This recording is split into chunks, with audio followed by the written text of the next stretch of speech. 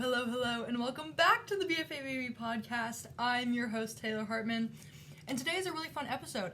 Drink of the day, we are having water and snacking on some sour cream and onion Pringles. It is a very exciting episode. This is my first episode back from spring break as I am recording this. You'll hear it in the summer, but I just got back from spring break, and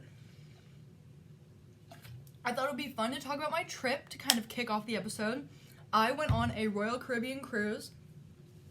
Not sponsored, but it was a lot of fun. We sailed on the Independence of the Seas, and we went to Nassau, Bahamas, and Falmouth, Jamaica. I went with my family. It was a lot of fun. It's kind of been like my mom's dream to take like a family spring break, and we were supposed to do this right before COVID. And then obviously COVID happened, and we couldn't go on our cruise. And it finally happened, and it was a lot of fun. I was initially really scared. I was like, we're gonna sink and die, and it's gonna be so scary. It wasn't. We didn't sink and die. I'm here. But I wanted to take the top of this episode to shout out some of the fun art things that we did. The best part about the cruise was seeing a show every single night. Royal Caribbean has amazing entertainment, and I had always known there was like cruise ship entertainment, but like this was spectacular. So the very first night there was a comic, and we didn't go see him, which was sad, but we got in kind of later, and I just kind of wanted to chill and explore a little bit. So yeah, we saw a show on every full day on our boat. So getting on and getting off, we didn't see a show, but the full days we did. The very first night we saw Ed Alonzo, who is a magician. If you don't know, I'm really into magic. Dude, I should get a magician on the podcast. You can't go to college for magic, but I think it would be kind of fun to get a magician on the pod. So, we saw a magic show. We saw Ed Alonzo, which was a lot of fun. I love magic. We sat, like, front row. I love, like, close-up magic, trying to, like, figure it out. I couldn't figure it out, but it was a lot of fun. The second night, we saw Invitation to Dance, which was like a 45-minute sprint of a dance show. There was the Royal Caribbean cast, and then there was a professional ballroom couple from Italy that kind of like starred in the show, which was so much fun. It was like Latin, it was jazzy, it was ballroom. It was just so fun to watch and so exciting, and it was lovely. I loved Invitation to Dance. It was just upbeat, and it was fun, and like got the crowd ready to dance. Like, it was a lot of fun. Third night we saw an ice skating show, which was totally like unexpected. Like, it was very much like adult Disney on Ice. Like, I'd only ever seen Disney on Ice, so to see like another ice show was really fun. It was like decades themed, and the 60s one was my favorite. It was like this black and white mod, like very chic situation. It was a lot of fun. It was very, very talented. Final night, we saw Grease the musical. It was like an abridged version. It was like 90 minutes, and it was just so fun. Very talented performers. Alan Taymor was the head conductor and musician for Grease, and he also played live piano like every single night at this bar called Schooners on ship. And if you follow the Instagram, you saw plenty of Alan Taymor videos on my story. It was just so fun. He did like a 70s one, he did like music of the movies. There was a lot of different like vibes, and he would play a set every night, and it was just so fun to watch. And there was like art and movie nights, and it was like there was something for everyone, and it was so much fun. I actually got off the ship in the Bahamas, and we took a James Bond themed tour because they filmed Casino Royale and Thunderball in Nassau. So they took us by some stops, which were really fun. You can see some of that on the Instagram, some stops that were in the movies, which was really cool. And yeah, so it was also my first time out of the country, so I got a taste of international life. I saw a lot of theater. It was lovely.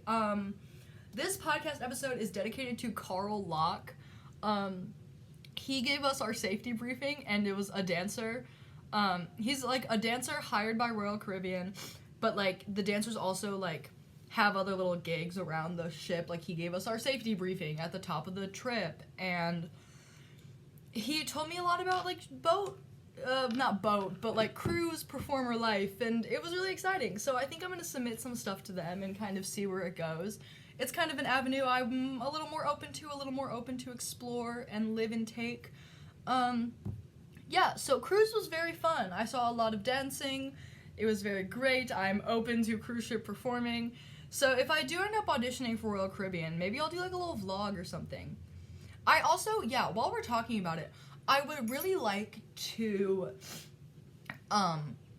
pick back up like making actual YouTube videos. I think the last one I made that wasn't a podcast or like a professional reel or anything was in December. I think it was like my dancer gift guide, which was a fun video to make, but I think that I'd really like to get back into making like full-length vlogs or like talk videos, maybe, you know, whatever.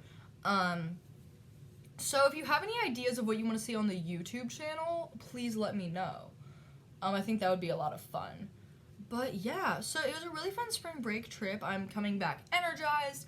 I'm coming back refreshed, rejuvenated. There's something about a break, even if it is just a week, like our spring break was, that just kind of like gears me back up to like keep on the grind. Like sometimes if you're on the grind so hard, you need kind of like a step back, relax.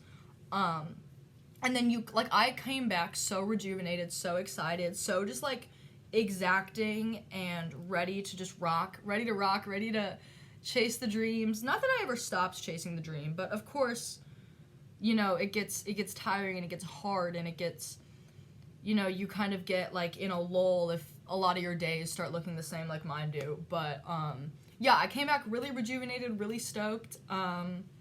It was a really great break, so I thought that was really exciting. Just thought I would shout out the Royal Caribbean cruise that I took. I don't know if I would ever go on a cruise again. You know, I kind of had the experience and it was fun. I don't know if I would ever do it again, but I liked it. It was a good time. I liked the performing. I loved the shows. It was like the best part of it. Yeah, so that was my spring break, which was really thrilling. I had something else I wanted to talk about before we get into the meat of the episode. I was listening to Rhett and Link's podcast, Ear Biscuits. I was listening to Ear Biscuits, and they were talking about something, and then I was like, oh my god, I have thoughts about that. Let me talk about it on BFA Baby. What were they talking? So they're working on this show, and they were talking about the show. What? Oh, yes. They were talking about how sometimes when you're doing a big creative project, the timeline can turn out to be longer than you expected it to be. And that is something that I really felt connected to. I'm working on a dance film. I will have an entire pod episode about that whole thing. But I am working on this dance film, and it's just taking longer than I expected it to. It is just kind of like lolling on a little more than I expected it to. But like what Rhett and Link were talking about and what I'm kind of falling into is just like enjoying the process. Enjoying the learning, and just like chilling with it.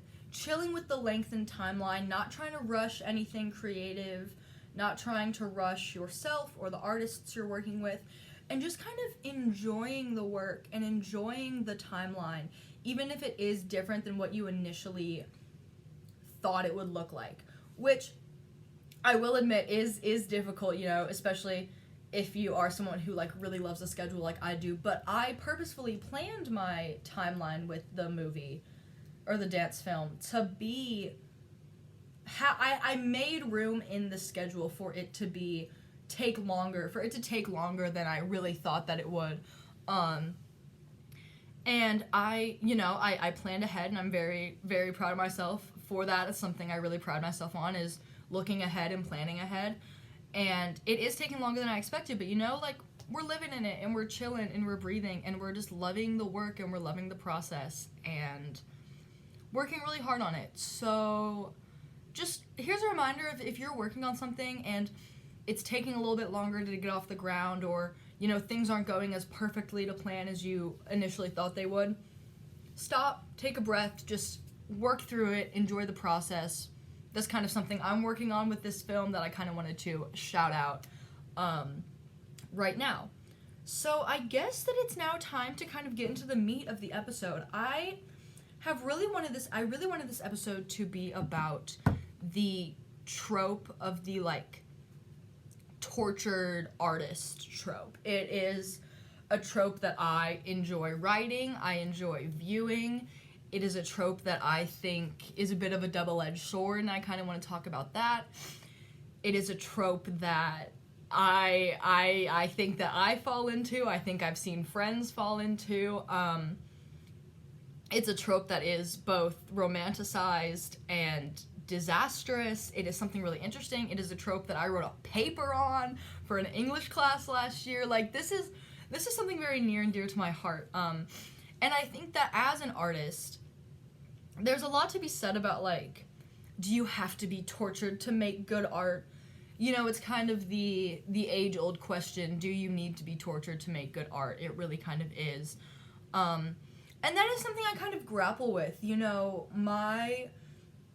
I do really grapple with the idea of, like, you know, art is emotional and art is catharsis and cathartic for the maker and sometimes even the performer. And I mean, the piece Ask Her Again Tomorrow, which I've talked about 1,000,001 times on the podcast, it came from a place of needing catharsis and needing to be understood and finding something that I couldn't put into words and, like, things that I'm thinking about. You know, it really did come from a place of catharsis, and it's a piece that I am wickedly proud of, and it's actually getting adjudicated on Friday, so the entire dance faculty is going to see it. Very thrilling.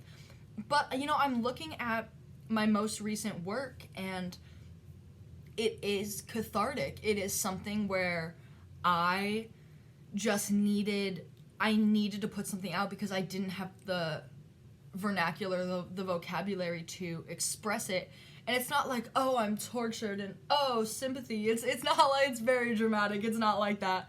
But it is, like, some of the works that I'm the most proud of have come from a place of, like, gutting emotions, gutting experiences, like, pale in the face type emotions and situations and storylines, and everything I do is very theatrical, and I think it's just to kind of make sense of what's around me and what I'm thinking, what I'm feeling, and a lot of my work does come from that, like, emotional place, and it is something I kind of grapple with, you know.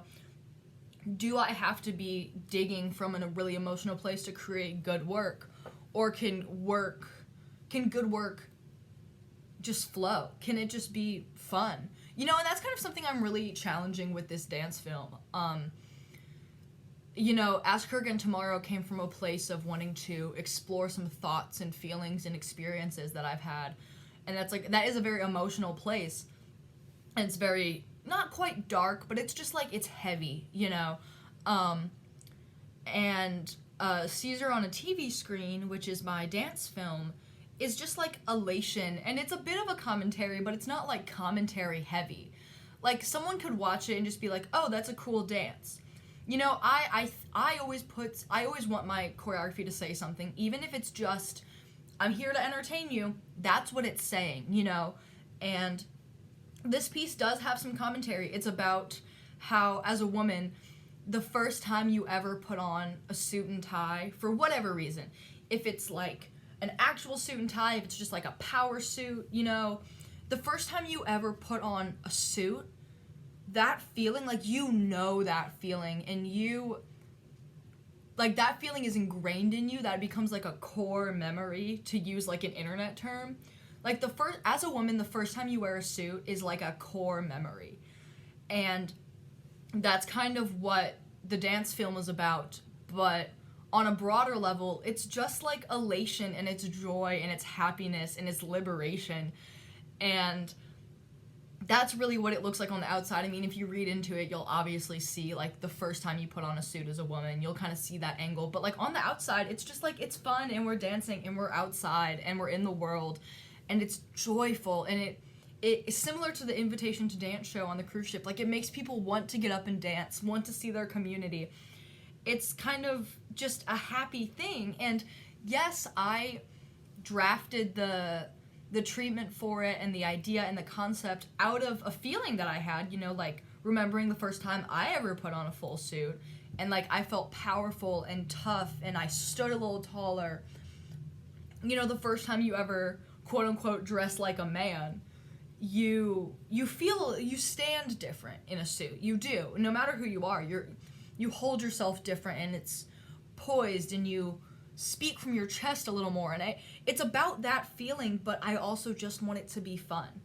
Whereas Ask Her Again Tomorrow is fully an exploration into thoughts and feelings. Like, this is a piece that you sit in the theater and look at, and you think about it on the car ride home, and you discuss it with the people who went with you, and what you felt and what you think it meant. Like, if Ask Her Again Tomorrow is a think piece, Caesar on a TV screen is a sitcom you put on in the background. You know what I mean? Like, Ask Her Again Tomorrow is kind of the think piece of my semester. Like, I want people to sit there, and I want it to be uncomfortable. I want it to be kind of, not skin crawly in, like, a horror way, but, like, skin crawly in a way that, like, you know, it just kind of brings things to the surface. You know, you kind of start thinking in a different way, type beat, kind of start seeing things at different angles. You know, I want Ask Her Again Tomorrow, or A Hat, as we lovingly call her, to be that sort of that think piece of my semester. And Caesar is just fun. Caesar is me learning how to make a dance film. Caesar is me playing with costumes. Caesar is me tapping into a really happy memory. And this is all to say that I grapple with, does art need to come from gutting emotions and, like, and, like, does everything need to be a think piece, is where I'm coming from. And the whole idea of the tortured artist, especially from both from the angle of someone who is in it and someone who is outside of it, you know, like, I've talked about it forever on the podcast. It comes up probably every episode in some way, shape, or form, but I'm the only artist anywhere in my family, you know, so things that are just kind of surface level for my family can be think pieces to me.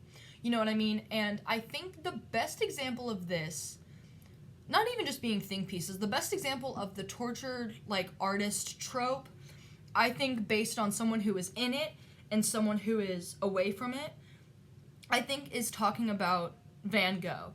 You know, the likelihood that someone is like, I love Starry Night, and the likelihood that someone is like, oh, that's the dude that cut off his ear, right? Like, the likelihood that either of those things comes up first or second in a conversation about Van Gogh is 100% of the time. You are either going to get Starry Night or ear cut off, first or second in the conversation, you know, whichever direction it flows, whichever direction you go. And it's interesting because it seems like we can't talk about the art without talking about the artist, and that is something that I am passionate about. I personally do not think that you can separate the art from the artist. I know that we try to. I know that in situations it's beneficial, but I think that at some point you can't. At some point they are intrinsically linked. They are one and the same.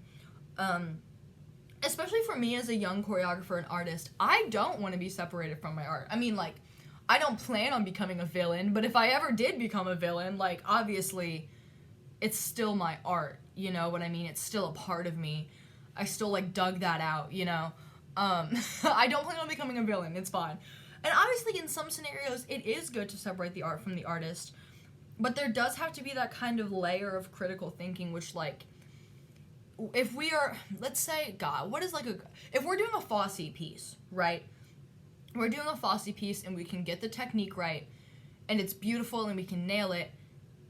It's good to separate Fosse and his wrongdoings from the work when we're learning it, when we're cleaning it. But there does need to be a conversation in the Fosse rehearsal space that we've created. Like, this work does come from someone who did all these bad things and who had all this, you know, turmoil and, you know, said this and did that and is a reason. Like, at some point you can't ignore it for so long that it takes the meaning out of the work. Ask Her Again Tomorrow is how it is because it is my work. You cannot separate me from the work or else the work doesn't exist. If you take me out of Ask Her Again Tomorrow, it's not fully fledged, the story is not all the way there, it's not complete. Whereas, let's like, what's something like Sweet Charity or Cabaret, like Fosse work that is very feminine and is very flattering to the female figure, and is sensual and coy, and it's not sexy for sex sake. It's sensual and it's empowering, but then you have to remember that Fosse was a man that rapidly took advantage of women and was a serial adulterer and had interesting views about the women that danced for him and how they looked and how they acted, and it was for their bodies, and you kind of have to remember the gaze of the choreographer.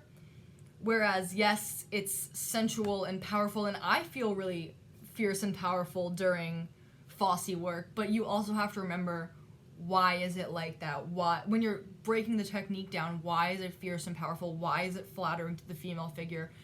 Because he wanted to look at his dancers in that kind of sexy, sensual way.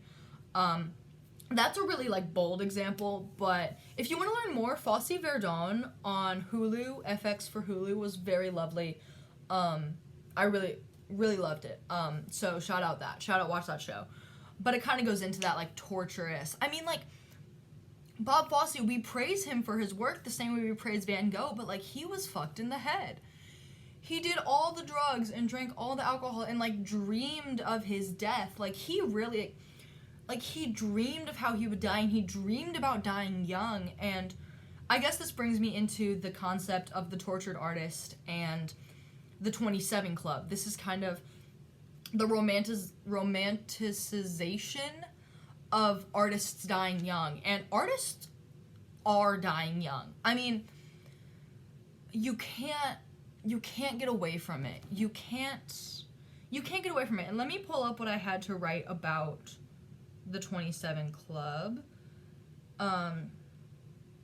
So the 27 Club is, if you don't know, it's kind of a thing in pop culture where artists, actors, singers, musicians, painters, whatever, there's a lot of ideas that at 27, a lot of hyper talented people are dying.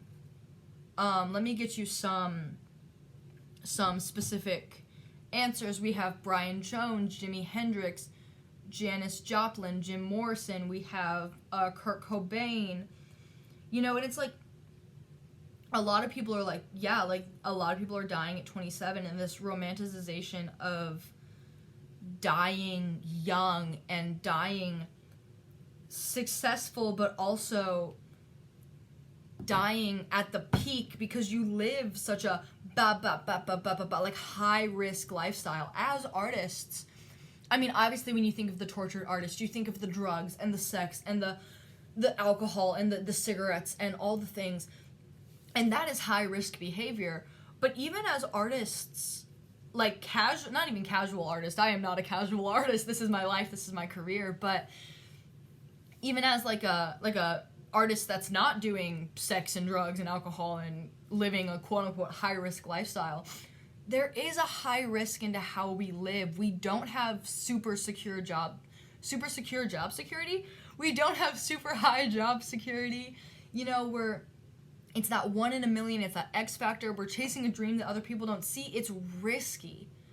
And it's risky in a way that we're all willing to adapt to, and we're all willing to adopt and explore and live in. It's risks that we're willing to take for love.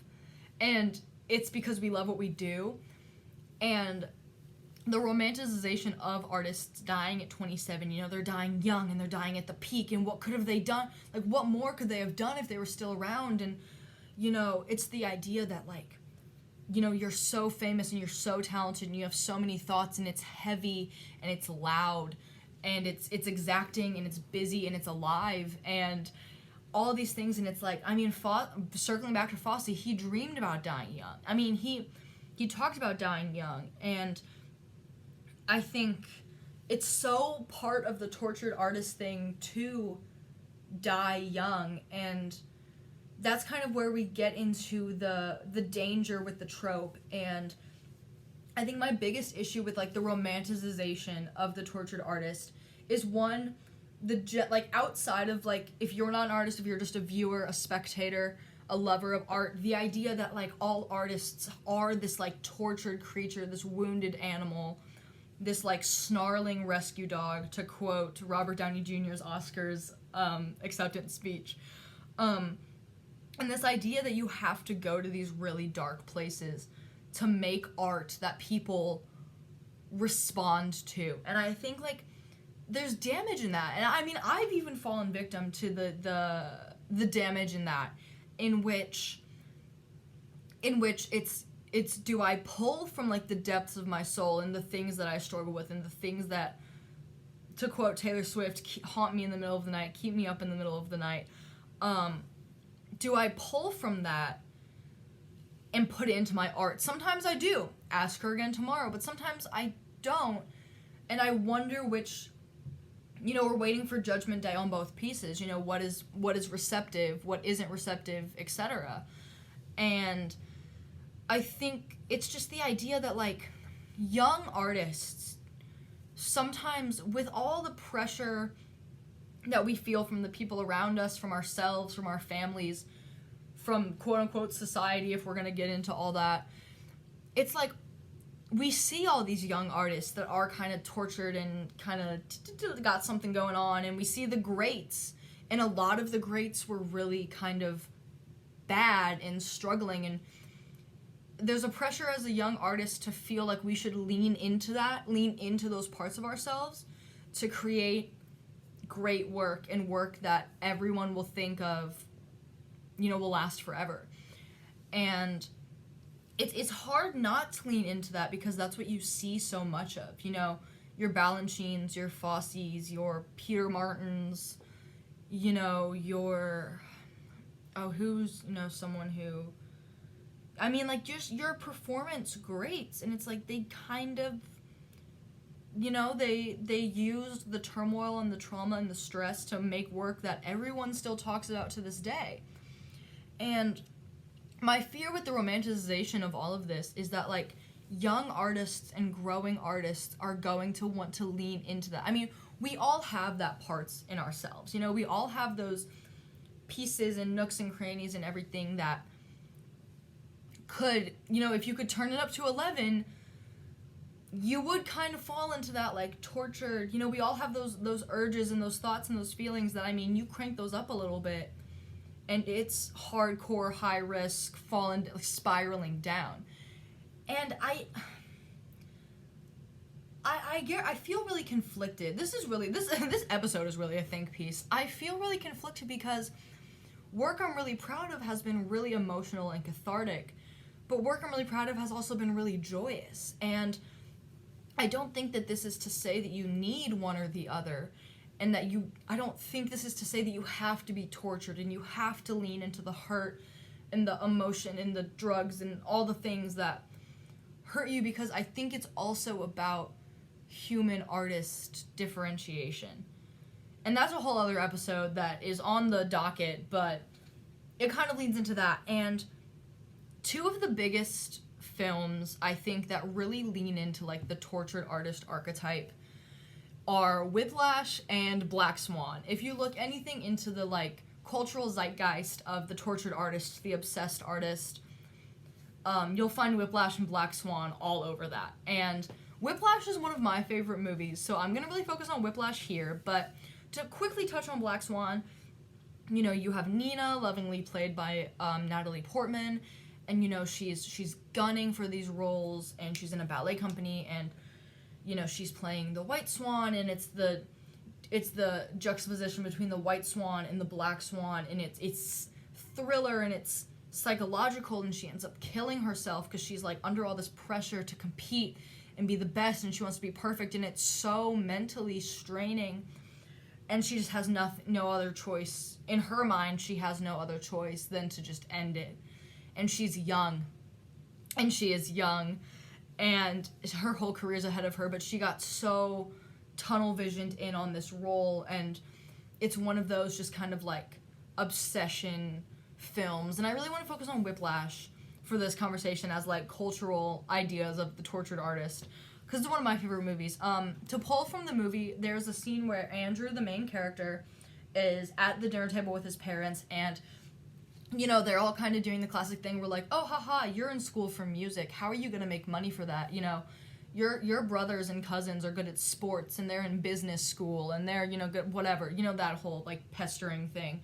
And Andrew says, I'd rather die drunk and broke at 34 and have people at a dinner table talk about me than to live to be rich and sober at 90 and nobody remember who I was. And that's kind of the thesis of Andrew's character, and the kind of the thesis of the movie is making the best next jazz drummer. And you really see this in how Andrew chooses to stay with the concert band, the concert ensemble, and like the studio band, and you see the conductor who's incredibly psychologically and verbally and physically abusive. He throws things at his band, and he's yelling in their faces, and he's calling them names, and like the musicians are all just fielding this abuse, just one hit after the other after the other after the other, and it is just like bang bang bang bang bang bang bang consistently on them. But they stay and they take it and they feel the blows because they love the music and they're dedicated to it, and they know that this band will make them the best, and they all just want to be the best. And it's like, the movie obviously culminates in Andrew getting into a car accident and running on stage broken and bloody and hurt, and because that's his life. His life is this band, his life is this performance, and he would rather die on stage than die in his flipped car on the side of the road, you know? And that's kind of a really pivotal piece of media, I think, for like the tortured artist, especially to get it into like the general mainstream. And I think, because we've talked so negatively about the trope, I think I do want to talk, not positively, because I obviously there are its issues with it. You know, we talked about like the romanticization, I will never be able to say that word, the romanticization, Jesus, of this trope, kind of leading artists into a feeling of like, do I need to start doing that? Do I need to start cutting people out? Do I need to start, I mean, obviously you see Andrew in the film, you see him, you know, he has a really big crush on this girl, Nicole, and you see him literally be like, I'm gonna break up with you because I'm only thinking about drumming and I need to be the best and this. And, you know, that's kind of like, quote unquote, like that famous breakup scene. And she's like, you're certain that I would distract you? And he's like, yes. And he's cutting people off, and he's drumming so hard that his knuckles are bleeding, and he's like just plunging his hand into ice and drumming with his only good hand left and switching off, you know. And I think that this trope does really push artists.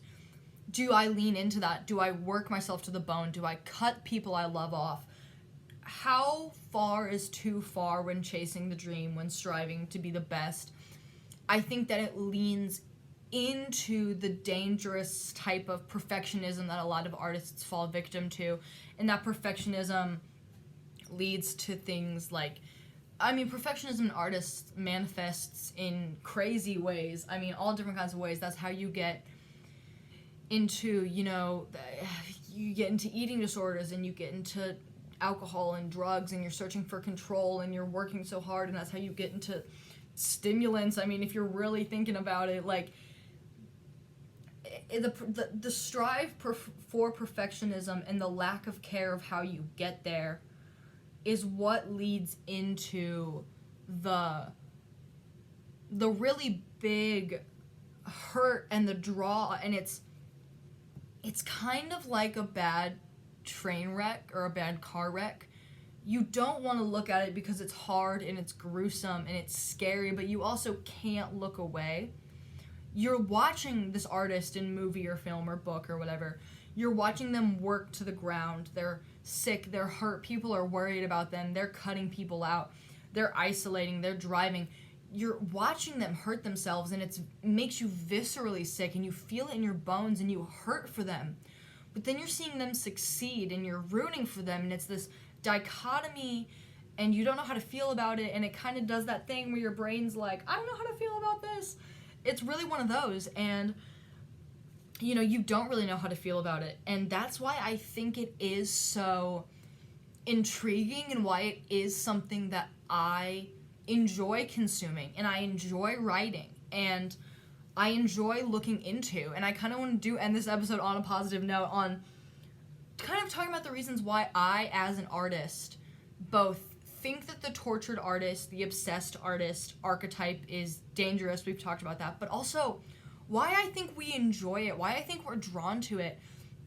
I think, for me, it gives me motivation in like a sick and twisted way.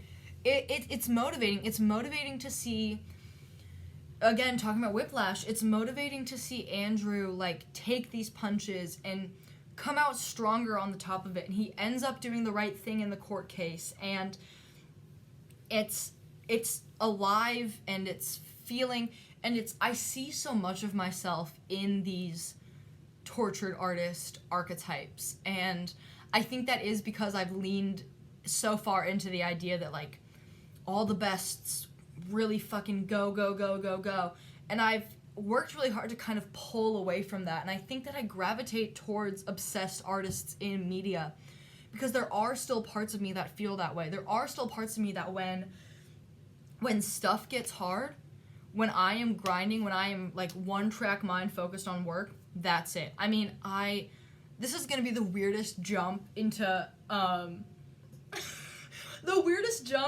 like correlation, but in the song I Took a Pill in Ibiza by Mike Posner, the second verse, I just heard this song again for the first time recently, so it's just like top of the brain.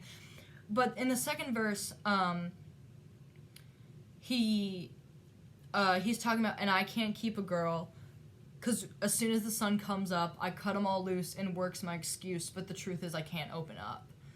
And I remember hearing that for the first time, and I was like, yeah, I feel that. 'Cause, like, I mean, not to make this a dating show, but I do really feel that. And I think with relationships, it's so hard to, as an artist that is doing this for a career, that is, like, this is the first thing, this is top of the priority, it is very difficult to find someone outside of the industry who is receptive to that kind of lifestyle. And I do really feel that, and it's like, you have to find people that are willing to come into the world with you, and maybe not fully immerse themselves, but understand that, like, hey, this takes a lot of my emotional energy, this takes a lot of my physical energy, but it's important to me. And I think the thing with the tortured artist trope in media is these are people that are so unapologetically doing the thing. And maybe it is unapologetically in, like, a slightly not awesome way. This is Andrew Neiman. Andrew Neiman. This is him cutting off Nicole at the coffee shop immediately without thought, and she's asking him all these questions to reconsider and try to make it work because she cares about him, and she wants to see him succeed, but she's also like, dude, you're going fucking crazy over this. He's cutting off the people that care about him, but he's doing it so confidently. And that is confidence that can be hazed by, like, the drive to success. And I find myself doing that a lot. I mean, I think about, there was a couple great guys, and they didn't know what to do when I would get so one-track mind, work-focused, and I would just kind of shut down and be like, I don't know how to tell you that this is going to happen. And it's something that I do know about myself. Like, I am very much a career-oriented person. I meet anyone, career first. You gotta know that. Like, and I mean, like, even the dancers in my piece that I, like, only recently met in the past year, like, shout out Katie. She was like, I knew that you were, like, that ambition, career-oriented, like, the day I met you. And it's just something that I exude, and I think that these obsessed artists exude it as well, obviously in a way that leans a little more detrimental, a little more dangerous, but I see a lot of my ambition in them. And obviously you don't want to become the tortured, obsessed artist, but it's hard not to see the drive of yourself in them, and I think that's why I'm very drawn to them. I think that's why I like to create them, why I like to watch them. I think also they are a good cautionary tale. I mean, to take a real world example, Sergei, we talked about him in the Ballet in the Media episode, but you know, he is a really great cautionary tale for this like tortured, obsessed artist. You know, he started doing it and he started being the best for all the right reasons. You know, he loved it and he enjoyed it and he was good at it. But then you hear him talk about it more, and you hear him, you know, it less became because of his love and his talent and his gift, and it came to maybe this is how I fix my family. It became maybe this is how I pull it back together. That's when he gets into the drugs, when he gets into the skipping class, when he gets into the interviews that he shows up late for. This is when he starts partnering girls, when he's high, when he's strung out. This is when he leaves the Royal Ballet without notice.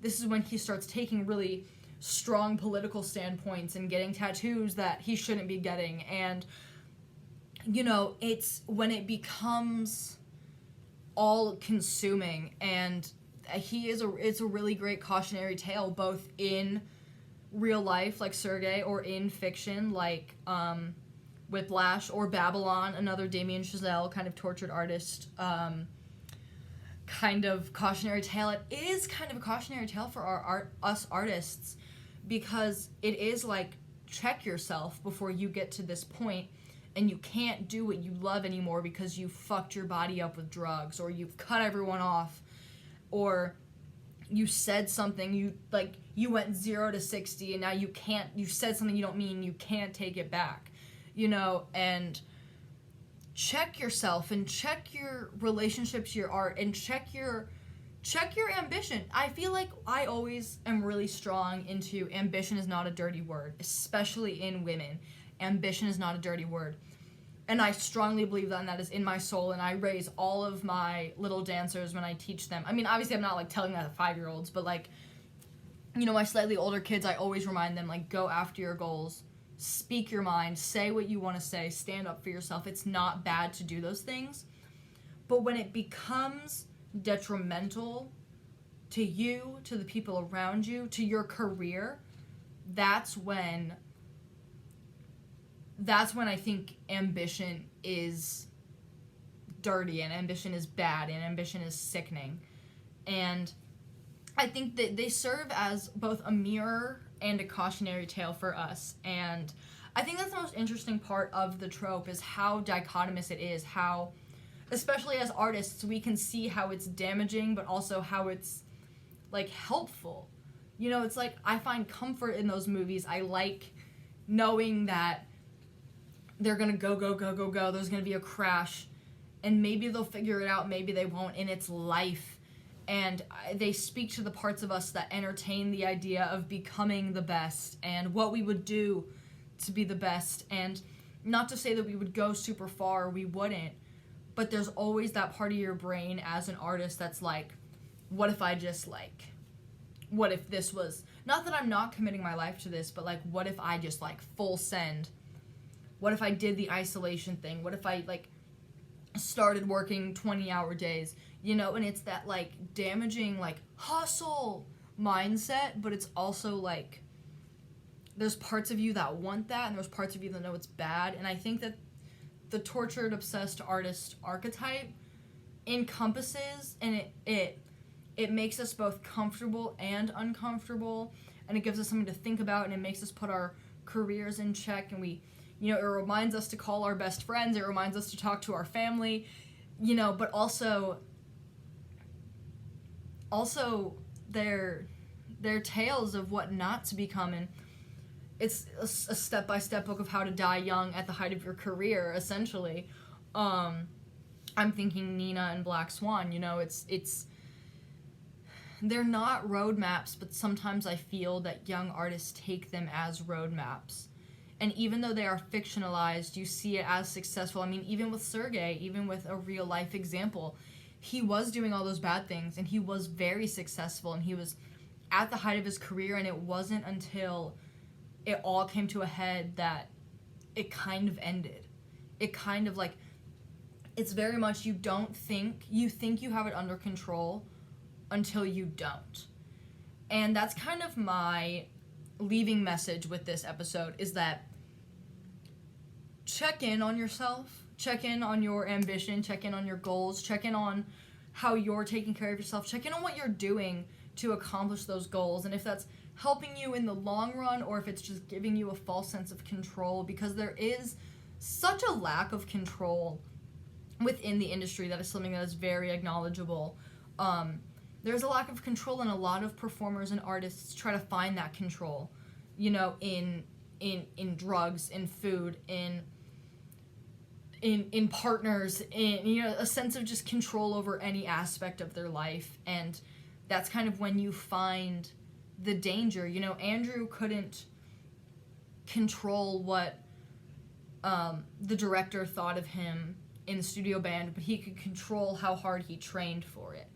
And that's when you get the car accidents and the broken hands and like the blood all over the drum set and like that whole thing. And it's just, I think the biggest thing about the tortured artist trope is that it's a reminder to be safe in your art. It's a reminder to, yes, you can make art from your emotions, but don't let it consume you, don't let it engulf you. Just check in with yourself. If this episode is anything, this is a reminder to call your best friend, or order a pizza tonight, or drink a coffee that you really like, get a fancy coffee. This is a reminder to check in on you as a person, and for even just a moment, leave the art and the career and the grind and the hustle, leave that at the door for just a minute and just check in. And that's kind of, I think, what I want to end the episode on. Kind of rambly, kind of heavy today, but thank you guys for listening. If you want to follow along, you can follow me at Does Ballet, or you can follow the podcast at BFA Baby Podcast on Instagram. Thank you so much for listening, and I'll see you in the next episode. Mwah.